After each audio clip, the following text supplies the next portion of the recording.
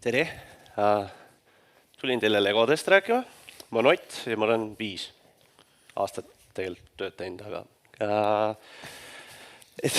see teema algus tuli niimoodi hästi huvitava ideega mul, aga natukene minust endast, et ma olen kohutav Lego fänn tegelikult, et see on mu esimene Lego siin, mille sain umbes 5-6 aastaselt. Tegelikult ma olen ka hästi selline tehnika fänn. Ja sattusin siis 2017 tegelikult tööle Baltimaade suurima Legoga, ehk siis Eesti Teadusarvutuste Keskusega.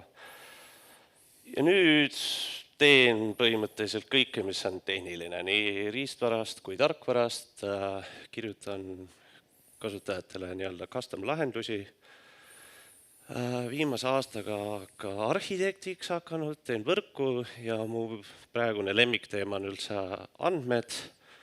andmete hoiustamine, jagamine ja tuleb välja, et ka 10 petabaiti on hästi raske varundada, nii et ma olen aasta aega sellega tööd teinud. Ja 2017 ma siis avastasin oma suurima Lego, milleks on arvutusklaster Rocket, see on tegelikult ülikooli 3. klaster üldse. Ja natukene ABCs ka, et on selline suhteliselt noor osakond ülikoolis, 2008 loodud siis Alar Karise minu meelest allkirjaga. Esimene arvutusklaster on selline minu jaoks hästi tore, et see terabait RAM-i on praegu nii-öelda ühe masinaga ära tehtav. Ehk siis, mis vanasti mahtus suure räki sisse, mahub praegu ühte serverimasinates. Ja aastate jooksul on ülikooli APC hakanud päris palju koostööd tegema nii muude välispartnerite kui ka Eesti sisepartneritega just läbi ETAISi projekti, ehk siis Eesti teadusarvutuste infrastruktuur. Ja meil on suured numbrid, millest Tarmo ei tahtnud, et ma räägiks, aga mulle meeldib rääkida nendest, sest igal Lego komplektil on ka kirjas, et mitu juppi seal komplektis sees on. Ja põhimõtteliselt jah, me pakume nii-öelda suur andmetöötlusvõimalust täiesti vabalt. Ja selle jaoks peab ka olema töötlemisvõimekus, ehk siis suurusjärgus 10 000 tuuma ja sellised head enterprise-klassi GPU-d, kus on juba 80 giga VRAM-i, kui see kellelegi midagi ütleb. Ja tegelikult, mida ülikooli APC teeb, et ma olen aastaid oma emale, isale, tuttavatele seletanud, et me oleme nii-öelda ülikooli teadusarvutuse köögitoimkond. Kõik teadlased saavad tulla. Nad suhteliselt murevabalt ja suhteliselt odavalt võrreldes välismaaga saavad oma andmeid töödelda, hoiustada. Me teeme seda Eestis, ehk siis kus on tundlikud andmed, need ei lähe riigist välja. Ja see on nii-öelda ülikooli pool, et keeletehnoloogia õppetoolist on siin ka välja toodud 2 sellist suuremat projekti, mis on siis üks on neurokõne, mis teeb nii-öelda text to speech'i ja teine on neurotõlge, mis on siis põhimõtteliselt meie Eesti enda aretatud Google Translate. Mark Fischel kindlasti räägiks sellest päris palju pikemalt, aga mõni aasta tagasi oli ta tegelikult Google Translate'is parem isegi kohati või täpsem. Millega me veel tegeleme on siis nüüdseks Euroopa suurim superarvuti nimega Lumi, pilootprojektid algavad, mis seal arvutatakse edasi on veel nii-öelda määramata, aga üks konkreetne asi, mida nad üritavad teha, on maa digitaalsed kaksikud. Ja lisaks meie osakonna poole peal tegeleme ka COVID-19 genotüpiseerimisega, teeme Genoomika Instituudile, arendame välja nii-öelda turvalist arvutuskeskkonda nimega andmepuur. Ja kõige revolutsioonilisem asi, kes uudiseid on lugenud, et kuidas ehitusregister nii-öelda leebelt öeldes pekki keerati, et ärge muretsege, et ka meil on seal käpp sees, et need mudelid on meie pilve peal arvutatud täitsa.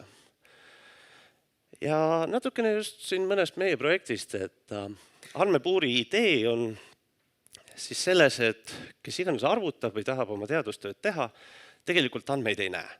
Ta ei näe isegi väga lõpptulemust, et ta saab oma protseduuri kätte anda, ta saab turvalisse keskkonda siseneda, aga analüüsi tulemust tema kätte ei saa. Et analüüsi tulemuse ja algandmetega saab tööd teha nii-öelda ainult siis andmete enda omanik.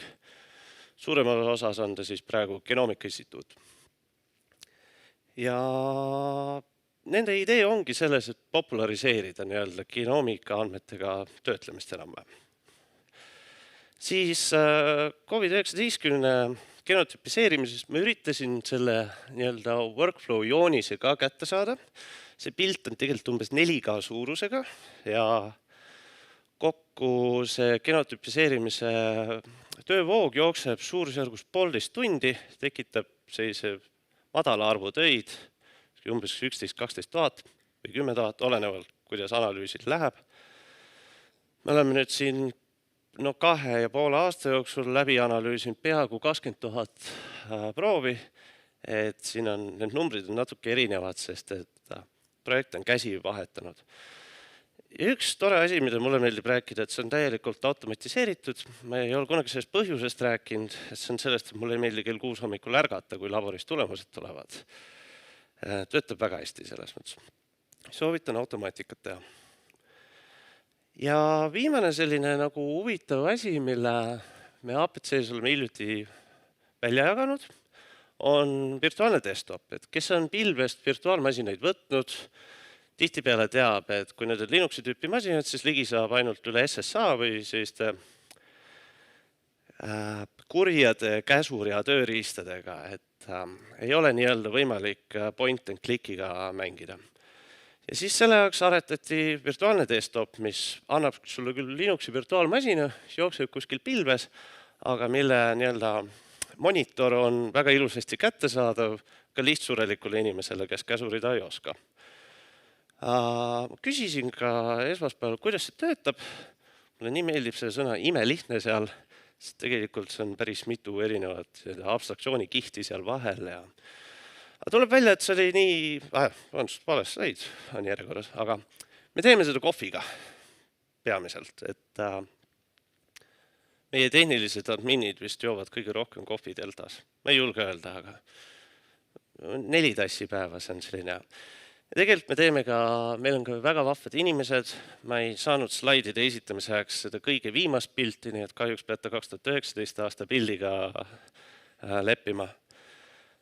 Aga jah, osakond ei ole ka kasvanud ainult arvutusvõimekusest, vaid ka inimeste poolest umbes 5-kordseks. Ja just selle innovatsiooni poolt, et minu meelest tegelikult see virtuaalne desktop on imelihtne. Ma 2017 tegin selle põlve otsas ära.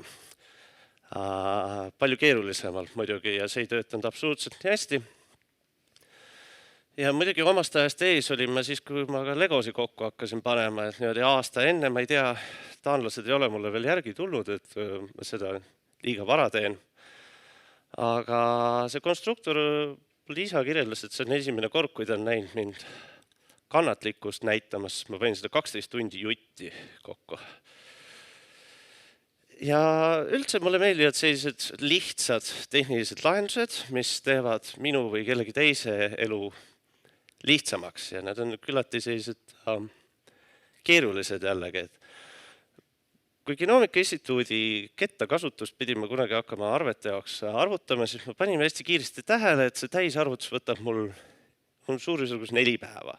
Et siin on see küll välja toodud 36 tunni jooksul, aga see on ainult 1 2 kaustast. Teine kaust on umbes 3 korda suurem, ehk siis võttis veel kauem. Ja ma siis natuke nuputasin, kes teab, et selliseid arvutusi paralleelseks teha on üllatavalt keeruline, aga ma leidsin ühe teise ägedama tööriista, mis lubas mul teha metadata päringuid üldse SQL-i formaadis. See on ülimalt imelihtne skript tegelikult ja lõpuks 189 rida Pythoni oskab seda kõike veel kokku ka alata. Et ma jäin siin esmaspäeva õhtul kohe tuttavaga rääkima just innovatsioonist, kes ütleb, et asjad ei pea alati, või mõnikord innovatsioon ei liigu üldse õiges suunas. Et vaadates näiteks majandusministeeriumi tehtud ehitusregistrit, et see absoluutselt ei liigu õiges suunas. Aga ka lihtsaid asju saab teha, mis nii-öelda võivad tunduda innovaatilised.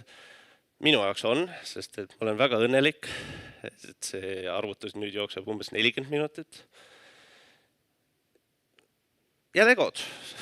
Et ka see Legod on ideeliselt minu jaoks vähemalt ülikooli ajal natukene innovaatiline, sest et siis, kui COVID algas, me kõik pidime istuma Zoomis hästi kaua ja neid koosolekukonverentse oli päris palju.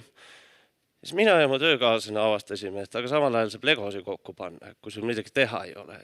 Kaamera pilti ei ole, et sa nokid seal, et samal ajal kuulab pealt. Et suurepäraselt hea selline väike innovatsioon just oma enda töövoogu.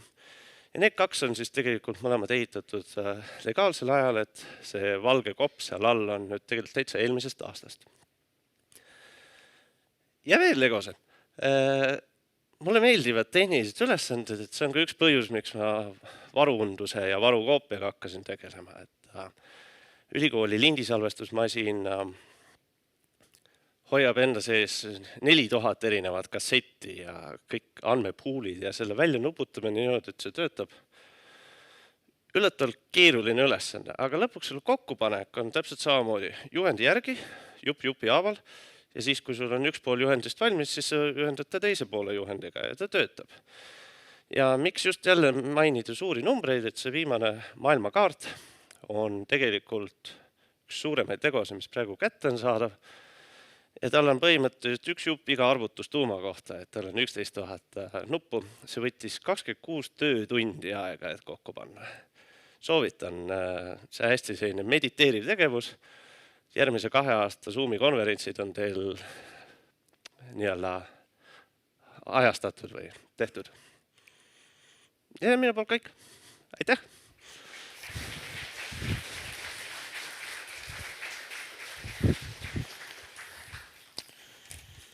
Jaa, suur tänu sulle.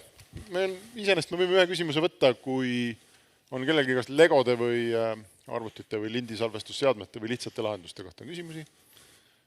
Kui ei, siis Alo juba ootab. Aitäh! See on sulle. Suur tänu!